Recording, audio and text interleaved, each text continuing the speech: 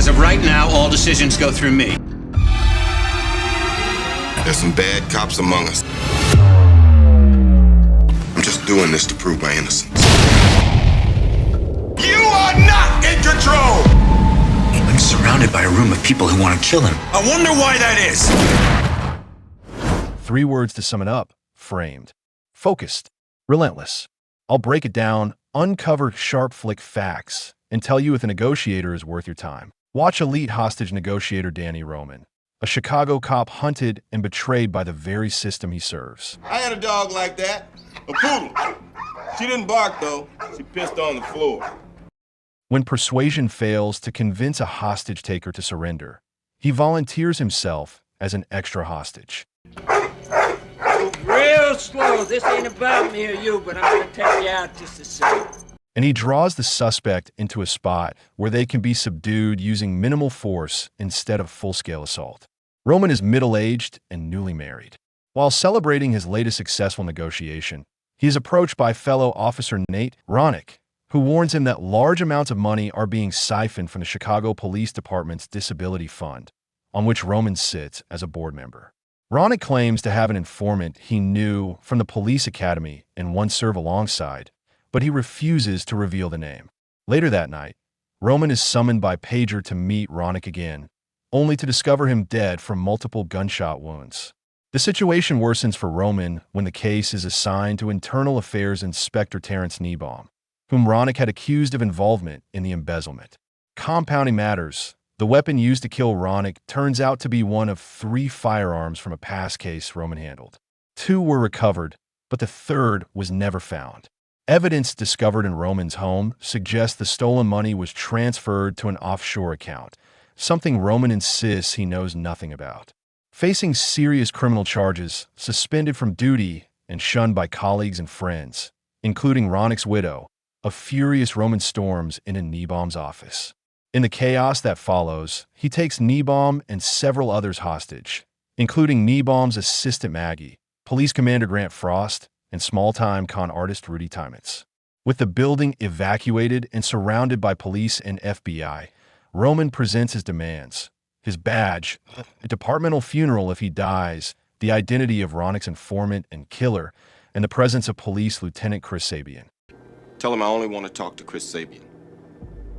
The city's other elite negotiator, known for prolonging talks and avoiding tactical action whenever possible. Sabian, struggling to mediate tensions between his distant wife and sharp-tongued daughter, arrives at the scene. Roman and Sabian have met only briefly before and know each other mostly by reputation. Roman insists on Sabian because he works the city's west side, has no connection to the Disability Fund, and may be one of the few people he can trust. Sabian immediately clashes with Roman's precinct, especially Commander Adam Beck, but gains temporary control after a rushed breach attempt goes wrong, resulting in SWAT officer Scott and Marcus becoming hostages, with Scott believed to be dead. Roman trades Frost to Sabian in exchange for restoring power to the building, which had been cut after the supposed execution. I need the electricity so I can turn on that computer and get a look at Niebaum's files. With help from Rudy and Maggie, Roman accesses the computer and uncovers the scheme. Corrupt officers filed false disability claims that were approved by an unknown insider on the board. Somebody's taking our money. We gotta find out who it is. You tell us. Oh, shit! He also uncovers wiretap recordings, including a call between Ronick and his wife indicating he planned to meet his informant before his death. Look, I'll just be a minute. I'm sorry, honey. I won't be long. I just want to see if he's here. Using Roman's information, Sabian claims he has located the informant to pressure Roman into releasing hostages. Roman realizes Sabian is bluffing when Niebaum's files reveal Ronick himself was the Internal Affairs informant. When Roman threatens to expose Niebaum at an open window, leaving him exposed to sniper fire, Niebaum confesses that Ronick supplied wiretaps implicating 3 officers from Roman's unit, Allen, Hellman, and Arento, in the embezzlement. When Niebaum confronted them, they bribed him to destroy the evidence. They offered me money to lose the evidence. I did it. Okay, it was a one-time deal. Ronick refused the bribe, which led to his murder. Niebaum claims he does not know who leads the operation, but says he hid the wiretaps safely. Where are they? I have them somewhere safe. The same corrupt officers secretly enter through the air vents, claiming they were sent to neutralize Roman if he began executing hostages. After hearing Niebaum's confession, they open fire and kill him before he can reveal the tape's location. Get somebody up here, Nebaum's bitch. He's dead. Roman single-handedly fights them off, along with the rest of his squad, using flashbangs taken during the earlier failed breach.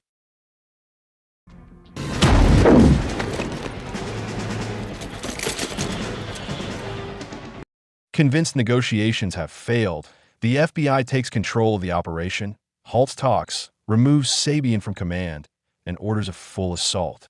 As Roman prepares for arrest, Maggie suggests Niebaum also work from home and may have hidden Ronnick's wiretaps there. He could have stored Nathan's tapes at his house. He could have kept Nathan's taps there. Sabian warns Roman about the impending breach, and Roman reveals that Scott is alive, restrained with duct tape. Sabian begins to trust Roman's innocence and gives him a chance to prove it. Initiate full breach. Shoot on sight. As the FBI and SWAT storm the building and free the hostages, Roman disguises himself as a SWAT officer and escapes through the vents. Roman and Sabian travel to Niebaum's house, but initially fail to locate the tapes. Police arrive, followed by the corrupt officers, who retreat when Frost enters and attempts to calm Roman. Sabian notices Frost quietly locking the front door and pocketing a loaded weapon. Realizing Frost is the conspiracy's leader, the insider on the disability board, and Ronnick's killer. In front of Frost, Sabian appears to shoot Roman and offers to destroy the evidence in exchange for a share of Frost's stolen money. Frost agrees, effectively confessing to his crimes and those of the other officers. When Frost exits the house, he discovers Sabian only wounded Roman, who used a police radio microphone to broadcast Frost's confession to the surrounding police units. Humiliated and exposed, Frost attempts suicide, but is shot in the shoulder by Beck and arrested alongside the other corrupt officers. As Roman is placed into an ambulance, Sabian hands him his badge and walks away. The Negotiator isn't just a crime thriller. It's a relentless look at how truth can be twisted when the system itself turns against you. Danny Roman is trapped in a high-stakes game where being framed forces him to negotiate not only hostages, but his own identity and morality. Every decision is a collision between instinct, strategy, and survival. The film exposes institutional corruption, showing how systems designed to protect can be weaponized from within. Whoever controls the narrative controls guilt and innocence. And under this pressure, Roman isn't just a negotiator. He's a man fighting to preserve his humanity. Flick fact number 1. The tension is grounded in precise, real-time negotiation sequences, making every moment feel urgent and unpredictable. Flick fact number 2. Jackson and Spacey's restrained performances amplify the psychological chess match, where silence can be more deadly than words. Pause and think. If the system accuses you, who do you trust to hear the truth? The Negotiator isn't about explosions, it's about intellect under fire. Tense, calculated, and emotionally gripping, the film traps a man framed by his own system, forcing him to negotiate not just hostages, but his own survival and morality. On the Flick verdict scale, this movie is a must-watch, a thinking person's thriller where words are weapons and every choice carries weight. Think you can outsmart a master negotiator? Flick Favorites dives into the films where brains are deadlier than bullets. Comment, who was really pulling the strings, Roman or Sabian?